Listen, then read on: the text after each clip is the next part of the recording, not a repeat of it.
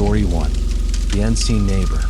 When we moved into the new neighborhood, I thought it would finally be a fresh start for my family. It was the summer of 2016, and we had just left the cramped apartment in the city for a quiet suburban street. I was 32 back then, a freelance graphic designer working from home with two kids, Emma, who was 8, and Ben, who was 5. My husband, Dan, had just gotten a promotion, which made this move possible. The house was a modest 2-story with a big backyard, and I remember thinking how perfect it was for the kids to play. It wasn't fancy, but it had this charm like something out of an old movie. The neighborhood was quiet too, almost too quiet, but we figured that's what we wanted after the noise of the city. The first note appeared about a week after we moved in. Ben found it tucked under one of the flower pots in the backyard. It was written in a neat, almost childlike handwriting on a piece of lined paper. "Welcome to the neighborhood. Hope you like it here."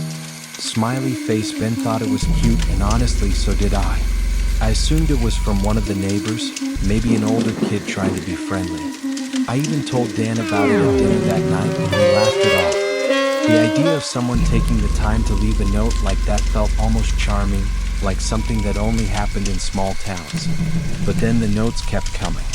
The second note arrived 2 days later, this time placed on the back porch near the sliding glass door. It read, "Your garden looks beautiful. I bet your kids love playing outside." Smiley face. That made me pause. Our garden wasn't visible from the street, and the fence surrounding our yard was high enough to block most views. I mentioned it to Dan, but he shrugged, suggesting it might just be someone trying to be friendly. Still, it left me with an odd feeling like we were being watched. I tried brushing it off, thinking maybe I was being paranoid. After all, we were new to the area, and people probably wanted to welcome us in their own quirky way. But by the fourth note, I wasn't laughing anymore. This one was more personal, asking questions like, does Ben like his new school? And what's Emma's favorite game to play in the yard? It was unsettling. Whoever was leaving these notes knew my kids' names. That night, Dan and I decided to talk to the neighbors. We went door to door, asking if anyone had seen someone around our house or if they were the ones leaving the notes. Most of them were polite but clueless, and a few seemed genuinely concerned when we explained what was happening. By the end of the night, we were no closer to an answer, and I felt this creeping unease that I couldn't shake. Things escalated about a week later. I was in the kitchen making lunch when Ben ran inside holding another note. This one was different. Instead of being playful or curious, it was demanding. "What time do you usually leave the house in the morning?" My stomach dropped. There was no smiley face this time, no attempt to sound friendly. Dan came home early that day, and we decided to check the backyard for anything unusual. We searched the entire space, every corner, under the bushes, behind the tool shed, but found nothing. Dan suggested installing cameras, and though I hated the idea of needing them, I couldn't argue. Something wasn't right. That night, I struggled to sleep. Every little sound outside felt amplified. The creak of the fence, the rustle of the trees. Around midnight, I thought I heard footsteps near the back porch. I froze, barely daring to breathe, and nudged Dan awake. He groggily got up to check, but by the time he turned on the porch light, there was no one there. He dismissed it as a stray animal, but I wasn't so sure. The next morning, we found muddy footprints leading up to the sliding glass door. They were faint, but they were there, and they didn't match any of our shoes. That was the moment I knew this wasn't just a prank. Someone had been standing right there, only a few feet from where we slept. We called the police that morning. The officer who came out was polite but skeptical. He took a report, examined the footprints, and suggested it might be a neighbor's teenager pulling a prank. I didn't buy it. What kind of prank involves learning a family's routine and leaving cryptic notes? The officer promised to have a patrol car drive by the neighborhood more frequently, but it felt like a hollow reassurance. That evening, Dan and I talked about staying somewhere else for a while, but we didn't have any nearby family, and the thought of uprooting the kids again felt unfair. Instead, we doubled down on security. Dan installed a motion sensor light and set up a camera overlooking the backyard. For a few days, things were quiet and I started to relax, thinking maybe whoever it was had moved on. But then, late one night, the camera picked up movement. Dan and I rushed to check the live feed on his phone, and what we saw sent chills down my spine. A figure stood at the edge of the yard, just outside the glow of the motion light. They weren't moving, just standing there watching. The camera quality wasn't great, but it was clear enough to tell them. The person was wearing a hooded jacket, their face obscured. I felt a wave of anger and fear crash over me. Dan wanted to go out and confront them, but I grabbed his arm and stopped him. "What if they're dangerous?" I whispered. We called the police again, but by the time they arrived, the figure was gone. After that night, things started to feel suffocating. I couldn't let the kids play in the backyard anymore without constantly looking over my shoulder. Ben asked me why we couldn't go outside like before, and I had to lie, telling him it was because of the rain, even though the sky was clear. The note stopped for a few days, but the silence wasn't comforting. It was unnerving. I kept checking the camera feed obsessively, even during the day, but there was nothing. I told myself it was over, that whoever it was had finally backed off, but deep down, I didn't believe it. Then came the final note. It was left in the mailbox, folded neatly in half.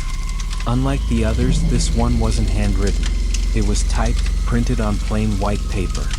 It read, "I see you've been busy with the cameras. Clever, but it won't help. I know when you're home. I know when you're not. Maybe it's time we met." My hands trembled as I read it, and my chest felt like it was being squeezed in a vice. I couldn't hide it from Dan this time. When he read the note, his face went pale, and he immediately called the police again. They promised to send someone to patrol the area that night, but it wasn't enough to make us feel safe. That night I couldn't sleep. Every creak of the house, every rustle of the wind outside made my heart race. I stayed up in the living room with the lights on, clutching my phone, ready to call 911 at the first sign of trouble. Around 3 a.m., the motion sensor light in the backyard flicked on. My stomach flipped as I grabbed Dan and whispered for him to check the camera feed. When he opened the app, his face went pale, and he handed me the phone without a word. The same hooded figure was back, standing closer this time, right in front of the sliding glass door. They didn't move, didn't try to get in, they just stood there staring into the house. Dan wanted to confront them, but I begged him not to. We called the police again, and I whispered into the phone, trying not to alert the person outside. This time they responded quickly. Within minutes, the sound of sirens broke the tense silence, and the figure bolted. We watched on the camera as they disappeared into the shadows, scaling the fence with ease. The officers searched the area but didn't find anyone. One of them told us it might be time to consider moving, and as much as I hated the idea, I knew he was right. Whoever this was, they weren't just messing with us. They were patient, calculating. It wasn't safe here anymore. The next morning, Dan and I made the decision to leave. It wasn't an easy choice, but the safety of our kids came first. We started packing immediately, not even waiting to find another house. We just wanted out. Every creak of the house felt like a warning, every shadow outside like a threat. That afternoon, while I was boxing up items in the living room, Emma walked in holding something in her hand. My heart sank when I saw it. It was another note. She told me she found it slipped under the front door. This one simply read, "You can leave, but I'll always know where you are." I don't remember much about the rest of that day. It was a blur of panic and urgency. Dan took the kids to stay with a friend while I finished packing the essentials. That night, I stayed in the house alone, watching the cameras like a hawk. Around midnight, the motion light flickered on again. I froze, staring at the camera feed, but no one was there. I watched the feed for hours, waiting for something to happen, but it stayed eerily still. By sunrise, I felt like I was losing my mind, questioning if the figure I'd seen before was even real, or if the stress had finally gotten to me. We left the house the very next day. We didn't say goodbye to the neighbors or leave a forwarding address. Dan and I agreed it wasn't worth explaining. We rented a small apartment a few towns over and kept our move as quiet as possible. For weeks, I jumped at every sound, constantly checking the locks and peering out the windows. The kids adjusted surprisingly well, but I could tell Dan was struggling too. He didn't say much about it, but every time he heard a knock at the door, his body tensed like he was ready for a fight. It's been years now, and we've never gone back to that house. We eventually sold it at a loss, not even bothering to meet the buyers in person.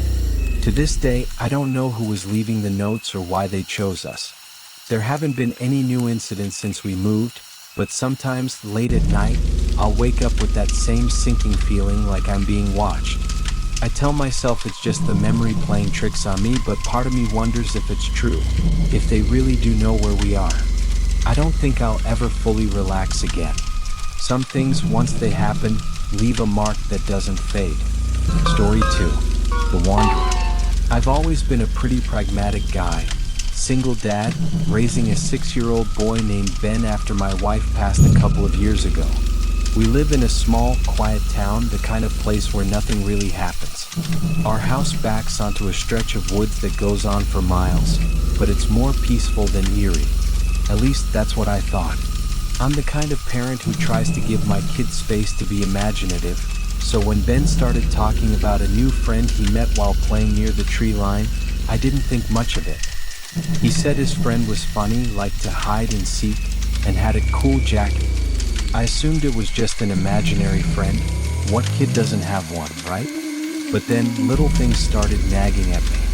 Ben would run inside, beaming, and tell me stories about how his friend showed him something neat or taught him a new game. At first, it was harmless stuff. But one evening, when I asked what his friend's name was, Ben just shrugged and said, he doesn't have one. He said I can call him whatever I want. Okay, weird, but kids are weird sometimes. Then he mentioned something that made my stomach twist. He said he lives close, but not in a house like us. He lives in the trees. That night, I stood at the kitchen window, staring at the dark woods while Ben slept, trying to shake off the creeping unease that something about this wasn't right. The next morning, I decided to take a walk out back while Ben was at school. The woods behind our house weren't particularly dense, and there were well-worn paths people used for jogging or walking their dogs. Still, I rarely went out there myself. About 50 feet in, I started noticing odd things. Nothing too alarming at first, just little details that seemed out of place. A trail of crushed leaves that didn't match the usual foot traffic. A faint but acrid smell like burnt plastic hanging in the air. Then I stumbled across it, a crude little clearing just off the main path. There was a pile of flattened branches and leaves that looked like a makeshift bed, some empty food wrappers, and a tattered blue backpack slumped against a tree. My skin prickled. It was clear someone had been camping here recently. I debated calling the cops but stopped myself. There wasn't really a crime here, just some vagabond or drifter passing through, right? Maybe a hiker who'd gotten lost and left their stuff. Still, the thought of someone living so close to where my son played every day made me uneasy. I told myself I'd talk to Ben about not going into the woods alone and headed back to the house. That evening, during dinner, I casually brought it up. Hey bud, about your friend. Have you ever seen where he goes after you play? Ben looked up from his plate, his face lighting up. Yeah. He told me he has a special hiding place, but I'm not supposed to tell anyone. I froze mid-chew. Why not? I asked as calmly as I could. Ben shrugged. He said it's his secret. That night I barely slept. Every little creak in the house made me flinch, and the thought of some stranger lurking in the woods kept replaying in my head. Around midnight, I got up to check on Ben. He was sound asleep, sprawled across his bed with his favorite stuffed dinosaur tucked under his arm. Feeling a little more at ease, I went to the kitchen for some water. That's when I saw it, movement just outside the window facing the backyard. My heart pounded as I squinted into the darkness. For a moment, I thought I imagined it, but then I caught it again.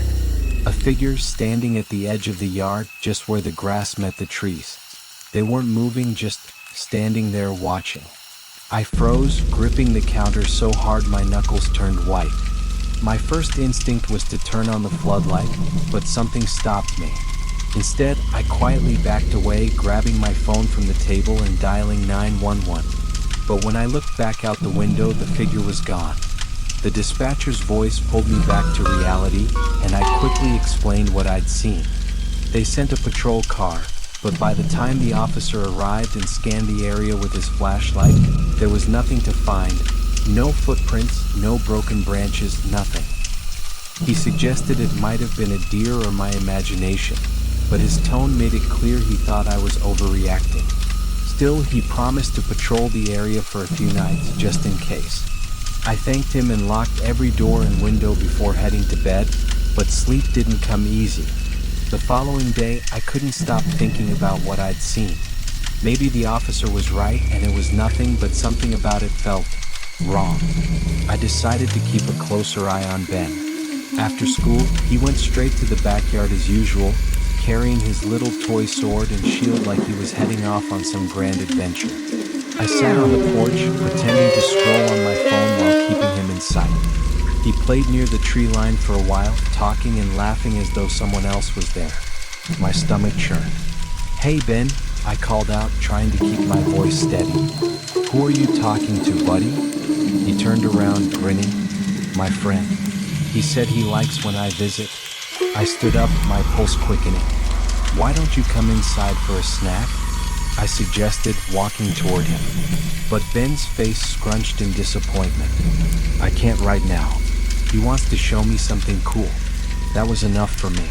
I grabbed his hand, ignoring his protests, and led him back to the house. Once we were inside, I knelt down to his level and tried to stay calm. "Ben, I need you to tell me the truth. Is your friend real, or are you just pretending?" He hesitated, biting his lip. "He's real," he whispered. "He said you wouldn't believe me." My chest tightened. "Ben," I said slowly, "does he ever ask you to go into the woods?" His eyes darted to the side, avoiding mine. "Sometimes," he admitted, "but he says it's only for fun." That evening, after putting Ben to bed, I made up my mind to investigate further. I grabbed a flashlight and headed into the woods, retracing my steps from the day before. The night was eerily silent, with only the crunch of leaves beneath my boots and the occasional rustle of branches in the wind. My flashlight beam flickered across the makeshift bedding and the tattered backpack I'd seen before. This time, though, I noticed something I hadn't before: a small stack of hand-drawn pictures scattered near the bedding. My heart sank as I picked them up. They were crude but unmistakable. Drawings of a man, tall and thin, with wide, staring eyes and a crooked smile. In every picture, the man was standing next to a child with messy hair. Then, a cold wave of dread washed over me. I stuffed the drawings into my pocket and scanned the area with my flashlight. That's when I noticed a faint trail of footprints leading deeper into the woods. Against my better judgment, I decided to follow them. The trail led me farther and farther from the house until the trees grew thicker and the air felt heavy, almost suffocating. Then I saw it, a small clearing with what looked like an old, rotting shed in the center. The wooden planks were warped, the roof caved in on one side, and the whole structure leaned precariously like it could collapse at any moment. But what caught my attention was the faint light coming from inside. Someone was there. I stood there, frozen, my breath catching in my throat. The light flickered like a weak candle, casting long, shifting shadows through the cracks in the shed's walls. Every rational part of me screamed to turn back, to grab Ben and get the hell out of there, but something stronger, curiosity, fear, maybe even anger, pushed me forward. I approached the shed as quietly as I could, each step making the dry leaves beneath my feet crackle louder than I wanted. When I got close enough, I peered through one of the larger gaps in the wood. Inside, I could see a man sitting cross-legged on the dirt floor. He was thin, almost emaciated, with wild, greasy hair and hollow cheeks. His head was bowed, and he seemed to be humming softly to himself. Then I saw what was next to him, a pile of objects like some kind of shrine. There were little trinkets and toys, some of which I recognized immediately as Ben's. His plastic dinosaur, a red race car, even one of his sneakers. My stomach twisted in knots. The man suddenly stopped humming and tilted his head as if he'd heard something.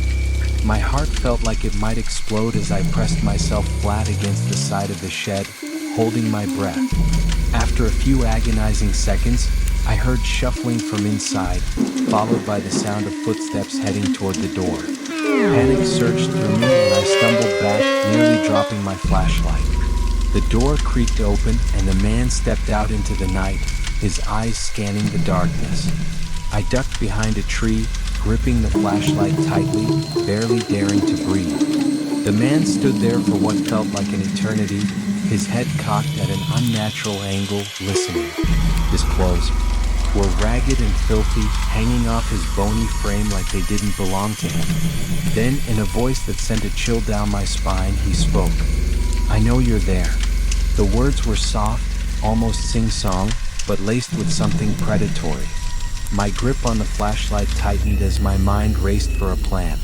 Should I run? Confront him? The man took a step forward and I felt my body go rigid.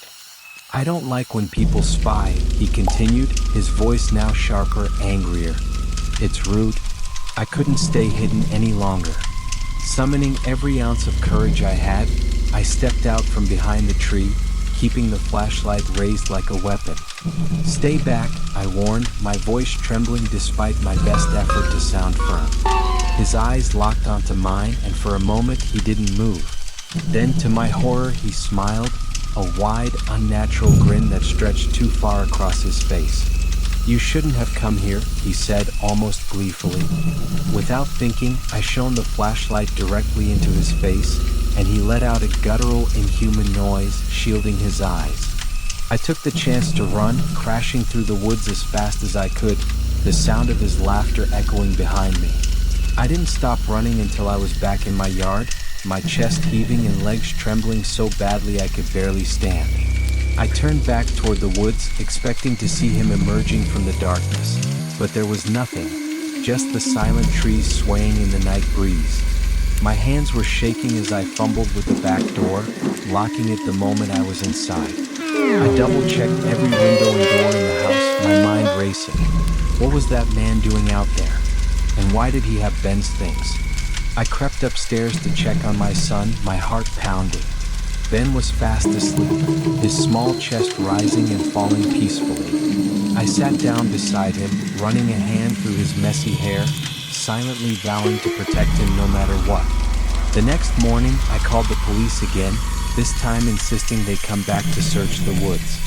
When they arrived, I led them to the clearing and the shed, describing everything I'd seen. But when we got there, it was like the place had been scrubbed clean. The makeshift bed was gone, the trash and backpack were nowhere to be found, and the shed looked abandoned. No light, no shrine, nothing. The officers exchanged skeptical glances, and I could tell they thought I was overreacting. One of them suggested it might have been a squatter who had moved on, but his tone was patronizing, dismissive. "We'll keep an eye out," he said as they left, but I could tell they didn't believe me. That didn't matter. I believed me, and I wasn't about to let my guard down. That afternoon, I stayed close to Ben, keeping him inside even though he complained about not being able to play in the yard. I didn't tell him why, only that it wasn't safe to go outside right now. He didn't argue much, but I could see the disappointment in his face as he sat by the window, staring longingly at the woods. It wasn't long before he started talking about his friend again. "He's waiting for me, you know," Ben said casually, as if it were the most normal thing in the world. My stomach churned. "Ben, listen to me," I said, crouching down to meet his gaze. "That man is not your friend. You can't talk to him or go near him ever. Do you understand?" Ben's eyes filled with confusion, and then fear. "But he said he likes me," he whispered.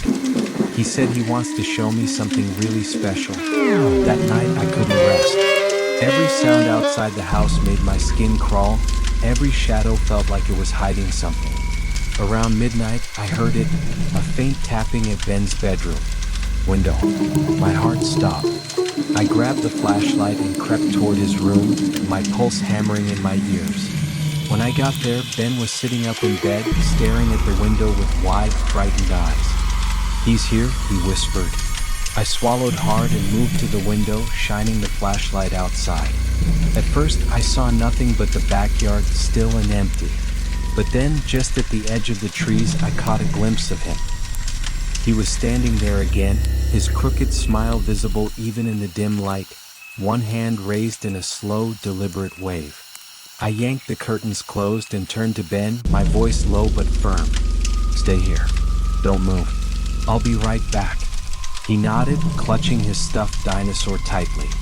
My hands were shaking as I grabbed the baseball bat I kept in the closet and stepped outside. The cool night air hit my face as I scanned the yard, flashlight in one hand, bat in the other. "Hey," I shouted, my voice cracking but loud enough to echo through the trees. "I don't know who you are, but you need to stay away from my son." Silence. The woods seemed to swallow my words whole, the only sound the distant rustle of leaves. Just when I thought he was gone, I heard it, a low chuckle, faint but unmistakable, coming from the tree line. I didn't wait to hear more. I ran back inside, locking the door behind me and calling the police once again. This time, they took me seriously when I told them he was on my property. They patrolled the area for hours but found nothing, just as before.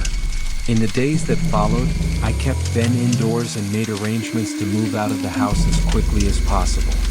We left within a week and I've never been back. To this day, Ben doesn't talk about his friend anymore, but sometimes late at night, I catch him staring out the window in our new home.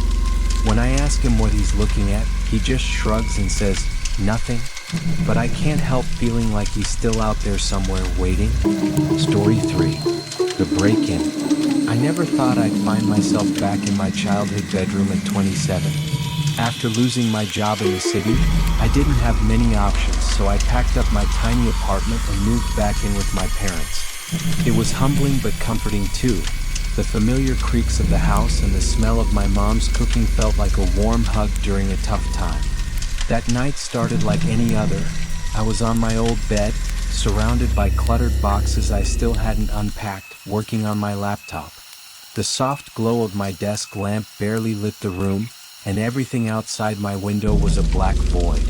It was quiet except for the occasional hoot of an owl and the faint hum of the air conditioner. I remember glancing at the time, 11:47 p.m. I should have gone to bed, but I was restless, anxious about job applications and life in general. Then I saw it, a flicker of movement outside the window. At first, I thought it was just the shadow of a tree swaying in the breeze. But when I squinted through the curtains, my stomach dropped. Someone was standing near the back door. I couldn't make out their face, just the silhouette of a hooded figure illuminated by the faint glow of the porch light. My first thought was that maybe it was one of the neighbors, but it didn't make sense for them to be there so late. I froze, my fingers hovering over the keyboard. They weren't moving, just standing there like they were waiting.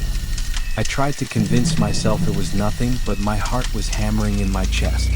Slowly, I got up and moved closer to the window, careful not to make a sound. The figure shifted slightly, and I caught a glimpse of something shiny in their hand, maybe a tool.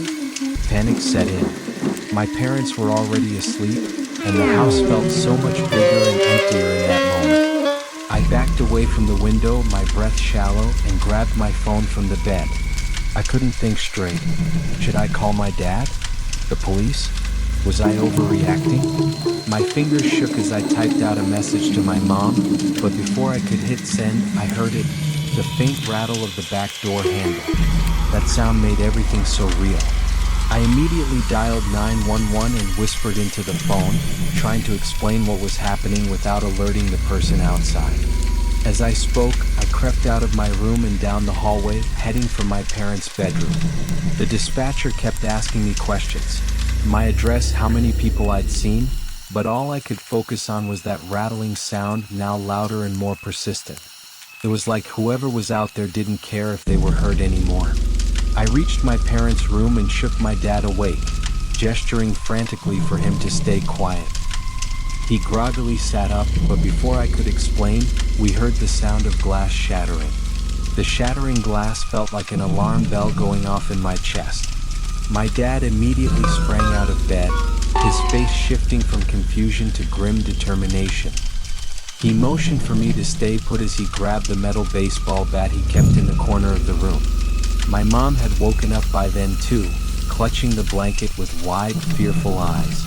I tried to explain to her what was happening, but my voice came out in a frantic whisper, more panic than I intended. Then we heard footsteps, heavy, deliberate, coming from the kitchen. My dad held up a hand, signaling us to stay back, and crept toward the door. I followed him instinctively, though my legs felt like jelly with every step. We stopped just short of the hallway and I peeked around the corner. There were two of them, both dressed in dark hoodies with their faces partially obscured. They were rifling through the cabinets like they had all the time in the world. One of them muttered something to the other, their voice low but sharp. I couldn't make out the words, but it sent a chill down my spine. My dad tightened his grip on the bat, his knuckles white. I could see him weighing his options, confront them or wait for the police. Before he could decide, the dispatcher's voice in my ear whispered that officers were on their way. The sound of distant sirens, faint but growing louder, suddenly broke the tension like a crack of lightning. The sirens were a relief, but they also seemed to escalate the intruder's urgency. One of them barked a command, and they started moving faster, yanking drawers open and dumping their contents onto the floor. My dad took a step forward, and I instinctively grabbed his arm. He turned to me, his face a mixture of frustration and fear. "Stay back," he mouthed, but I couldn't let him go out there alone. The intruders hadn't noticed us yet, but I knew we only had seconds before everything spiraled further out of control. My mom was behind me, whispering a prayer under her breath, her voice trembling. Suddenly, one of the intruders looked up, their head snapping toward the hallway. They had heard something, maybe a creak of the floorboards under my dad's foot, maybe my mom's whispered plea. For a split second, their eyes locked with mine, and I swear time stood still. I'll never forget those eyes, cold and calculating, like they were sizing me up. The other intruder hissed something, and they both bolted toward the back door. The sound of the sirens was deafening now, and flashing blue and red lights spilled into the kitchen through the broken window. They didn't even bother trying to grab anything on their way out. They just ran, disappearing into the shadows of the backyard as the police car screeched to a halt in the driveway.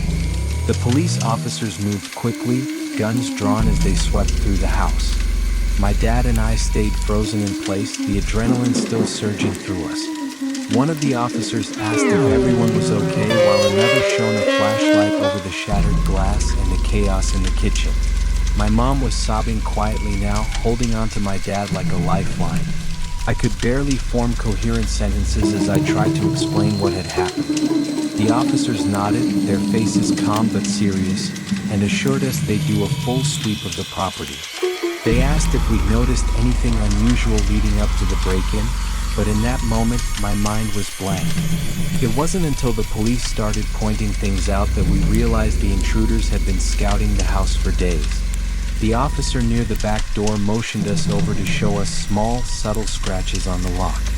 They weren't fresh. Whoever had been here tonight had tried to pick it before.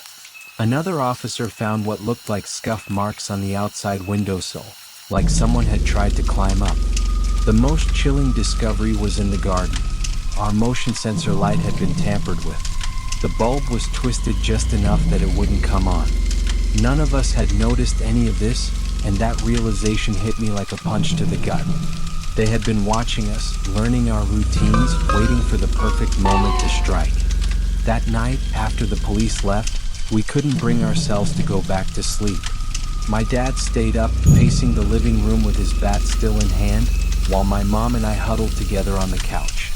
The house felt different now, like the walls had been stripped of their safety. Every little creak or rustle outside made us jump. I kept replaying the moment the intruder looked at me. There was something about the way they didn't seem scared or rushed, even when they knew we were there. It wasn't just a random burglary, it felt personal, calculated. That thought made my skin crawl. The next morning, we started noticing more signs we had missed. A small pile of cigarette butts near the side gate that none of us had left. a strange white chalk mark on the mailbox that hadn't been there before. When I searched online, I learned these were sometimes used by burglars to communicate, marking houses they thought were good targets. It made me sick to think how long they'd been watching, how much they probably knew about us. The police had promised to patrol the neighborhood more frequently, but the damage was already done.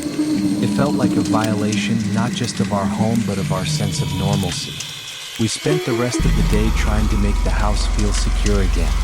My dad called a locksmith to install new deadbolts on every door, and we replaced the motion sensor light in the backyard with one that couldn't be tampered with so easily.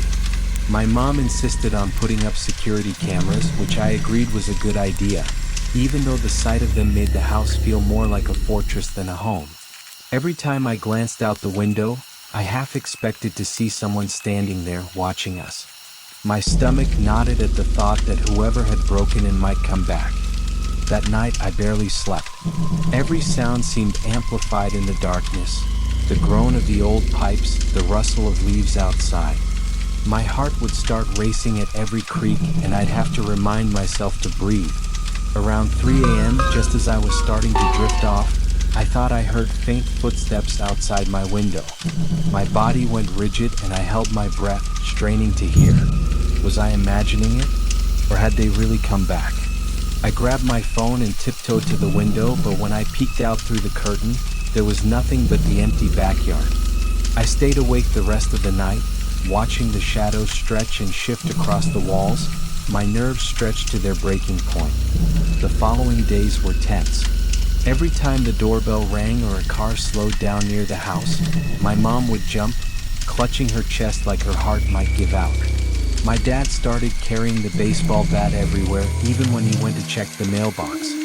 I couldn't focus on anything. I didn't even bother opening my laptop to apply for jobs. All I could think about was how close they'd come, how vulnerable we'd been. The police hadn't found anything else, and we hadn't seen any more signs, but that didn't make me feel safe. It felt like the quiet before a storm, like they were waiting for us to let our guard down. Then one evening we found something that made my blood run cold. My dad had gone outside to take out the trash, and when he came back in, he was holding a crumpled piece of paper. It had been stuck under a rock near the back gate. He smoothed it out on the kitchen table, and we all leaned in to read it. Scrawled in jagged, hurried handwriting were 3 words: "We'll be back." My mom started crying immediately, and my dad clenched his jaw so hard I thought he might break a tooth. I felt numb, like the ground had just been pulled out from under me. Whoever had written it wasn't just trying to scare us. They wanted us to know they were still watching. That note was the last straw for my dad. He called the police again and showed them the paper, but there wasn't much they could do beyond filing another report. Frustrated, he decided to take matters into his own hands.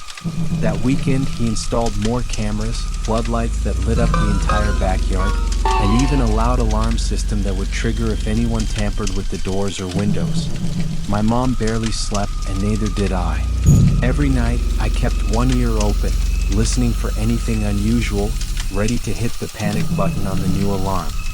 For weeks, nothing happened, but we all remained on edge, waiting for the other shoe to drop. Eventually, life started to feel normal again, or as close to normal as it could be. My parents relaxed a little, and I finally updated my resume and started applying for jobs. But even now, months later, I can't shake the feeling that someone is still out there. Sometimes, when I'm walking down the street, I catch myself glancing over my shoulder, half expecting to see those cold, calculating eyes watching me from a distance. I don't know if they'll ever come back, but one thing is certain. I'll never feel completely safe in my own home again. That night changed everything, and even though they didn't take anything, they stole something much harder to replace: our sense of security. Story 4. The Late Night Caller. I was 17 when this happened, and to this day, it's the kind of memory that feels like a bad dream, except I know it wasn't. At the time, I was your average angsty teenager. I had a short temper, a knack for arguing over anything, and parents who could push my buttons like pros. That particular night, we'd fought over something stupid. I don't even remember what it was about, but I remember the heat rising in my chest, the sharp words flying, and my dad's voice booming, "If you can't follow the rules, maybe you shouldn't live under this roof." So I left. Not forever or anything dramatic. I just grabbed my keys, slammed the door, and drove off, fully intending to sleep it off in my car at the community lot down the street. The lot wasn't much to look at, a gravel pit surrounded by a chain-link fence and a single flickering streetlight. I parked under the dim light, my windows fogging up almost immediately in the cool night air. I was still fuming as I reclined the seat back, my phone buzzing with missed calls from home. I ignored them all, telling myself I'd go back in the morning when everyone had cooled off. I finally managed to fall asleep, the hum of distant traffic and the occasional chirp of crickets lulling me into uneasy rest. I don't know how long I was asleep before I woke up to the sound of tapping on the window. At first, I thought it was rain, but when I opened my eyes, I saw a shadowy figure standing just outside the driver's side. My heart immediately jumped into my throat. It was a man, probably in his late 40s or early 50s, wearing a gray hoodie that looked like it had seen better days. His face was hard to make out in the dim light, but his posture was relaxed, like he wasn't in any rush. "Hey there," he said, his voice muffled through the glass. "You alright? You live around here?" I froze.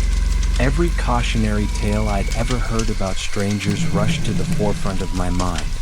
I didn't roll down the window, just sat there staring at him. He tapped again, a little harder this time.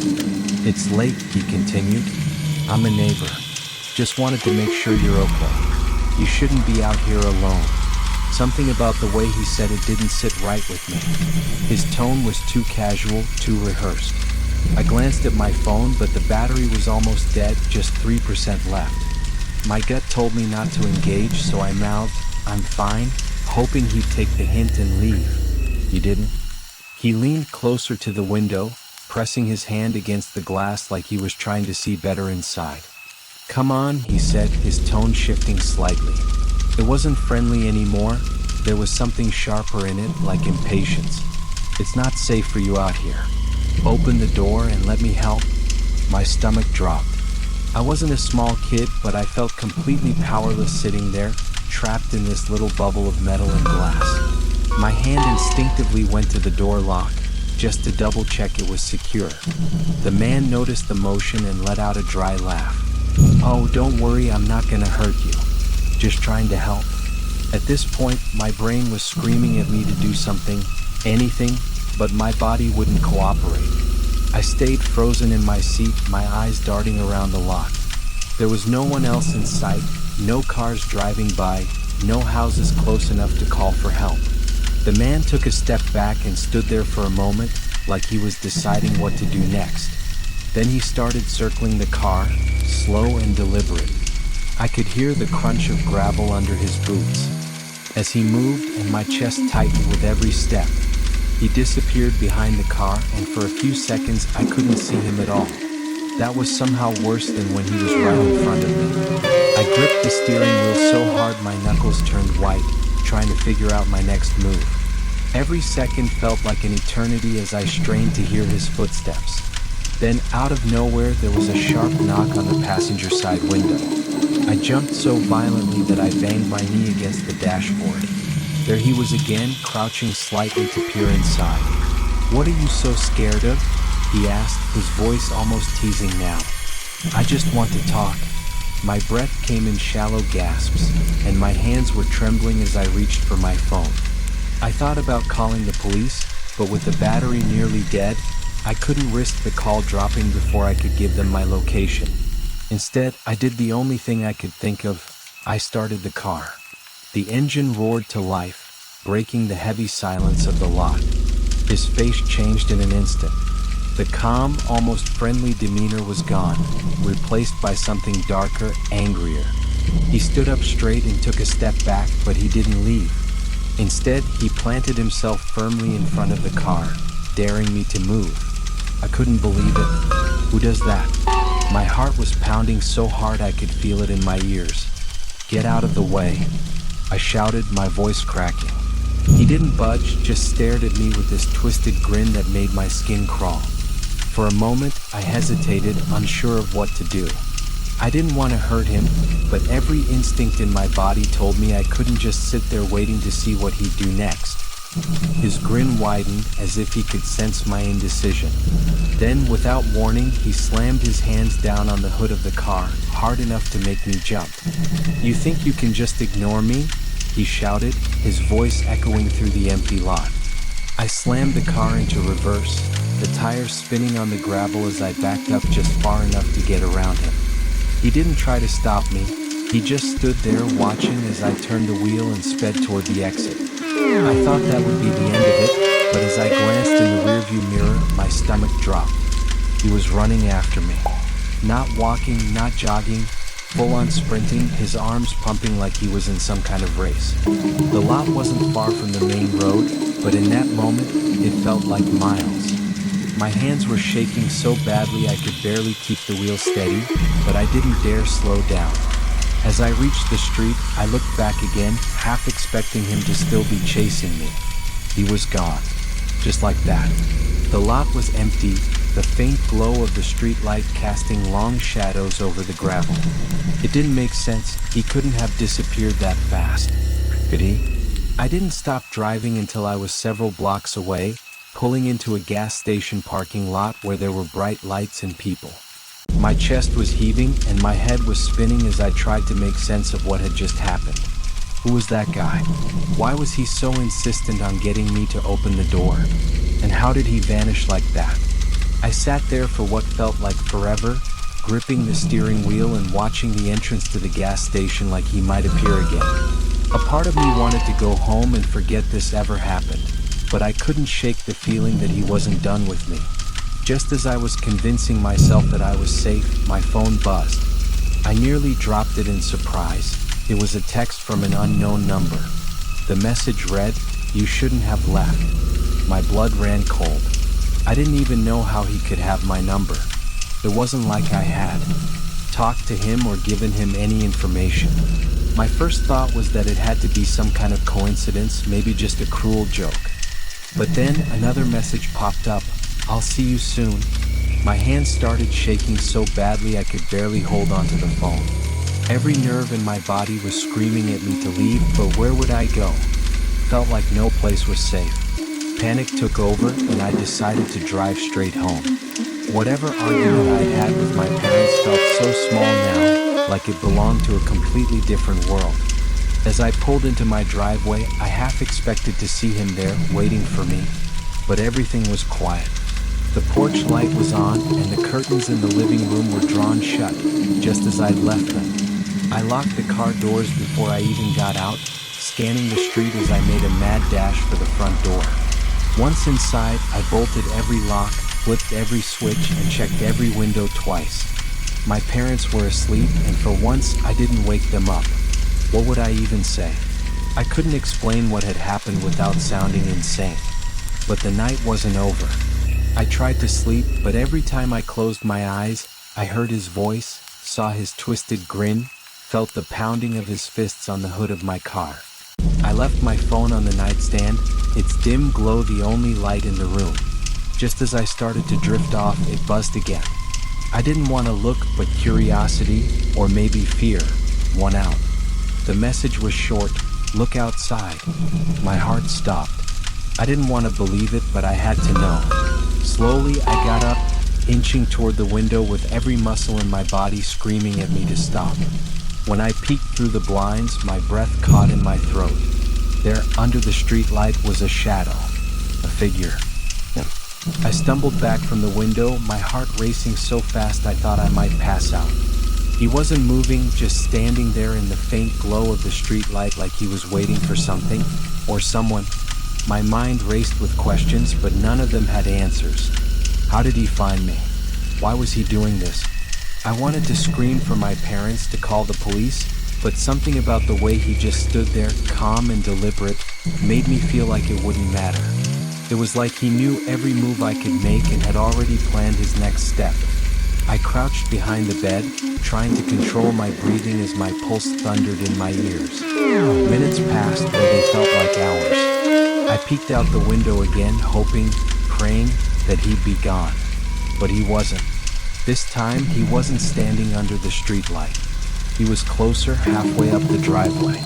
I could see his face now, and it was even worse than I remembered. His grin was gone, replaced by a blank expression that somehow felt more menacing. He raised a hand slowly and pointed directly at my window as if to say, "I see you." My stomach turned to ice. I ducked back down, grabbed my phone, and dialed 911. The call connected, but before I could say a word, the line went dead. My phone screen blinked off, and when I tried to turn it back on, the battery was completely drained. I was on my own. I sat there in the dark, clutching my dead phone like it was a lifeline. My brain was running on overdrive, every instinct screaming at me to do something, but I didn't know what. I peeked out the window again, barely lifting the corner of the curtain, and nearly screamed. He was now standing at the edge of the porch, just a few feet from the front door. His head was tilted slightly, like he was listening for something. My chest felt tight, like I couldn't get enough air. Crawled to my bedroom door, opened it as silently as I could, and tiptoed into the hallway. If I could just wake my parents, maybe together we could scare him off, or at least call for help. Halfway to their room, I heard it. A faint scraping sound like metal on metal. My blood ran cold. He was trying to open the door. I froze, listening as the scraping grew louder and more deliberate. The lock rattled, but it held firm. I wanted to run, but my legs felt like they were made of stone. Then there was a sharp, deliberate knock. It wasn't frantic or angry, just steady, like he had all the time in the world. "I know you're in there," his voice called out, low and calm. "Come on, don't make this harder than it needs to be." It was the same tone he used at the car, that mix of fake concern and thinly veiled menace. I couldn't breathe. I couldn't move. All I could do was pray he didn't find a way inside. I finally snapped out of my paralysis and bolted to my parents' room. I shook my dad awake, trying to keep my voice low but urgent. "There's someone outside," I whispered, my voice shaking. My dad groaned, half asleep, and sat up slowly. "What are you talking about?" he mumbled, rubbing his eyes. Before I could answer, there was another knock, louder this time, echoing through the house. My dad's expression changed instantly. He got out of bed, grabbing a bat he kept in the corner of the room, and motioned for me to stay behind him. My mom was awake now too, clutching her phone and frantically trying to call the police. We crept to the front door, my dad gripping the bat tightly. The knocking had stopped, but the tension in the air was suffocating. My dad peeked through the peephole, his shoulders stiffening. "There's no one there," he said, his voice low but steady. My stomach flipped. That didn't make sense. I had just seen him, heard him. My dad flipped on the porch light and opened the door, stepping outside cautiously. The cool night air rushed in, but the porch was empty. There were no signs of anyone, not even footprints on the dewy grass. My dad looked around, muttering something about pranksters, but I knew it wasn't that. He was here. I felt it, and somehow he was still watching. I wanted to scream that my dad was wrong, that this wasn't some prank, but the words caught in my throat. He locked the door behind him, double-checking the deadbolt, and told me to go back to bed. "You've had a rough night," he said. "Get some sleep. We'll sort this out in the morning." My mom, still on edge, walked me back to my room, her phone gripped tightly in her hand like a lifeline. I didn't have the heart to argue with them. They didn't see him. They didn't feel what I felt. I sat on the edge of my bed, staring at the window, half expecting his face to appear again. But the rest of the night passed in silence. No more knocks, no messages, no shadowy figure under the streetlight. By morning, it almost felt like a bad dream. Almost. My dad laughed it off over breakfast, chalking it up to my imagination and the stress of the argument. "See?" he said with a grin. "Nothing to worry about. Just some weirdo trying to scare you." I forced a smile, but I couldn't shake the feeling that it wasn't over. As I headed to school later that day, I glanced at the car, still parked in the driveway. My blood ran cold.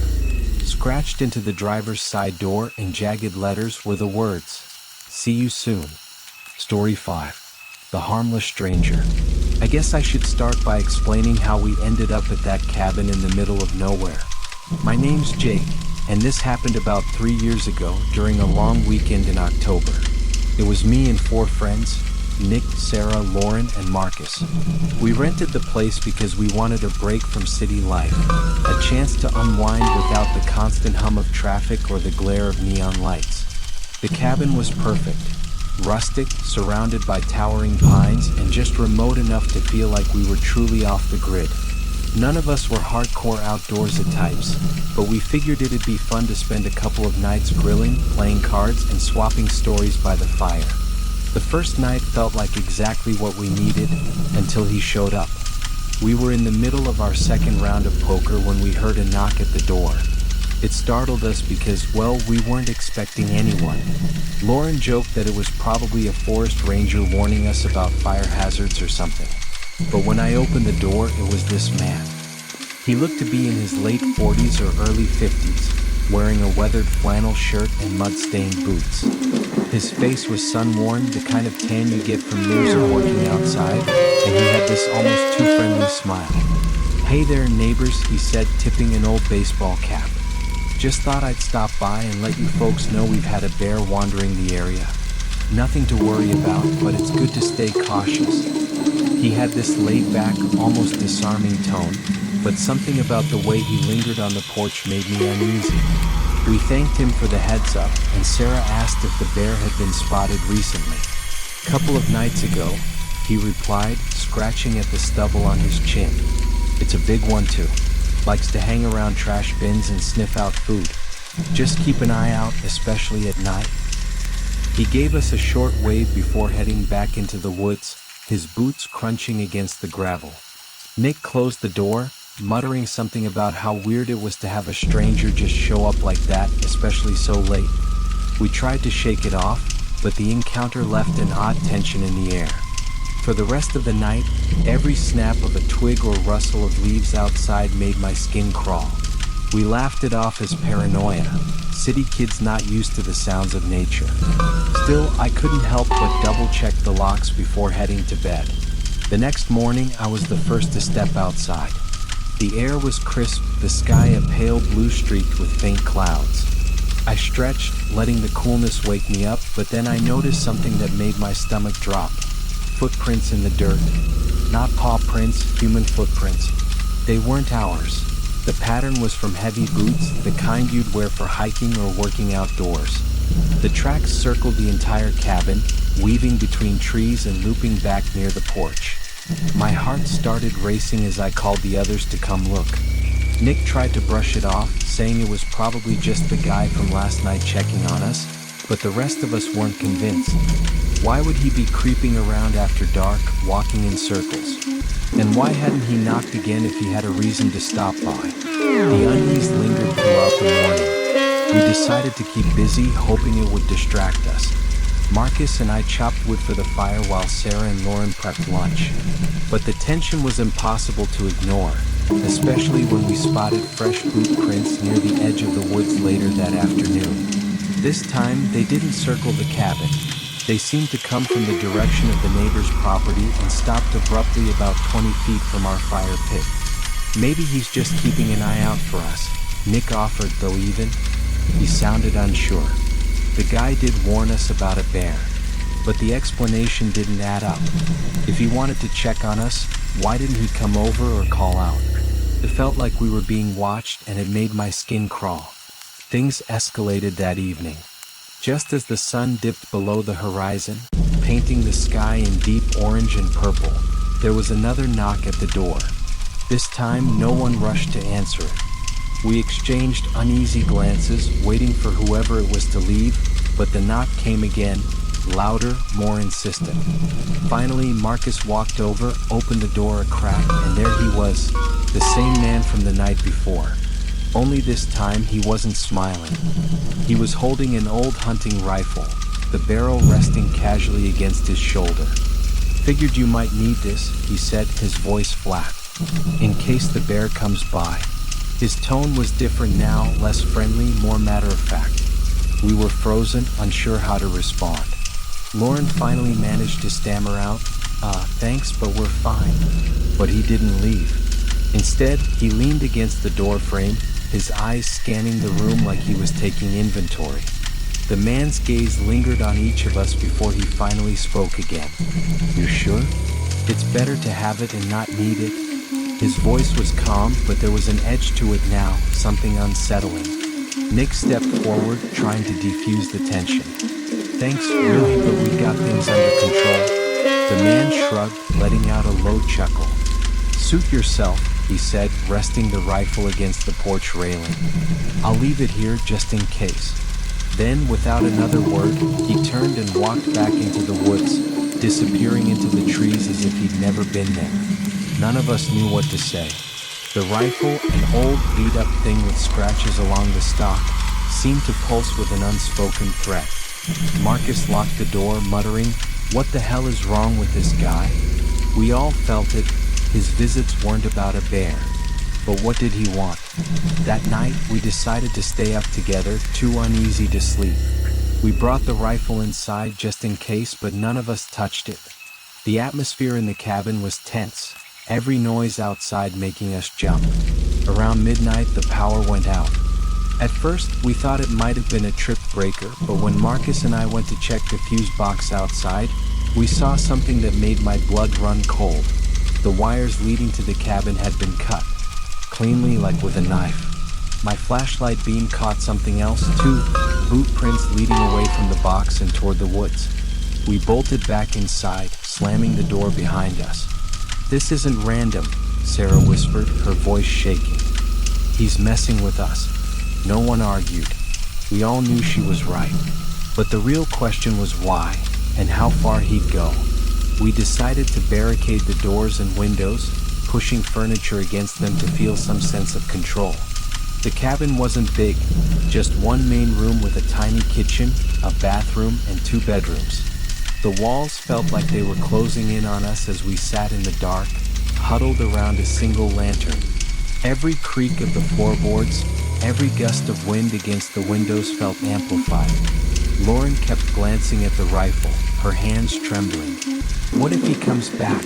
she asked, her voice barely above a whisper. None of us had an answer. It wasn't just fear anymore, it was dread. The kind that settles in your bones and tells you something bad is coming, no matter what you do. Sometime past 3 a.m., we heard it, a slow, deliberate knock on the front door. It wasn't frantic or loud, just steady. Knock. Boss. Knock. It sent a chill down my spine. We froze, staring at the door as if it might burst open at any moment. Marcus motioned for everyone to stay. Quiet, but the knocking didn't stop. Finally, Nick whispered, "We have to do something." Against all of our protests, he crept toward the door, rifle in hand, and peered through the peephole. His face went pale, and for a moment I thought he might pass out. "It's him," he mouthed, backing away. But then he added something that made my stomach drop. "He's not alone." Nick's words hit like a punch to the gut. "Not alone?" Sarah whispered, her voice cracking. He nodded, his hands trembling as he gripped the rifle. "There's someone else out there with him." I didn't get a good look, but they're just standing there. My throat went dry as I tried to process what he was saying. The steady knocking continued, relentless and rhythmic, as if they were waiting for us to make the first move. "We should call the cops," Lauren said, her voice rising in panic. But the realization hit all of us at once. No power meant no landline, and none of us had cell service out here. We were completely cut off, left to figure out what the hell was happening on our own. Then the knocking stopped. For a moment, the silence was almost worse. It pressed down on us, heavy and suffocating. Marcus crept toward the window, carefully pulling the curtain back just enough to peek outside. "They're gone," he whispered, but his tone didn't sound relieved. "Gone where?" Sarah asked, her voice barely audible. He shook his head, stepping back. "I don't know. I didn't see them leave. They're just not there anymore." That was somehow even more terrifying. We all sat frozen, waiting for something, anything, to happen. The minutes stretched into what felt like hours, the oppressive quiet broken only by our own ragged breathing. But deep down, I think we all knew the night wasn't over yet. The silence was unbearable. Every creak of the cabin seemed magnified, like the whole place was groaning under the weight of our fear. We stayed huddled together, too scared to even whisper. Then, just as we started to think they might actually be gone, there was a loud crash from the back of the cabin. It sounded like something, or someone, had thrown their weight against the rear door. Lauren let out a muffled scream, and Marcus grabbed the rifle, aiming it toward the sound. "Stay here," he said, his voice firm, but we all knew he was just as terrified as the rest of us. Before any of us could stop him, he moved toward the hallway that led to the back door. The rest of us stayed frozen, every muscle in my body screaming to run but with nowhere to go. We heard Marcus call out, "Who's there?" but there was no reply. Just another loud thud against the door. Then everything went eerily quiet again. Minutes passed and Marcus still didn't come back. I couldn't take it anymore. "I'm going after him," I said, grabbing a flashlight. Sarah tried to stop me, but I shook her off. I wasn't about to leave him out there alone.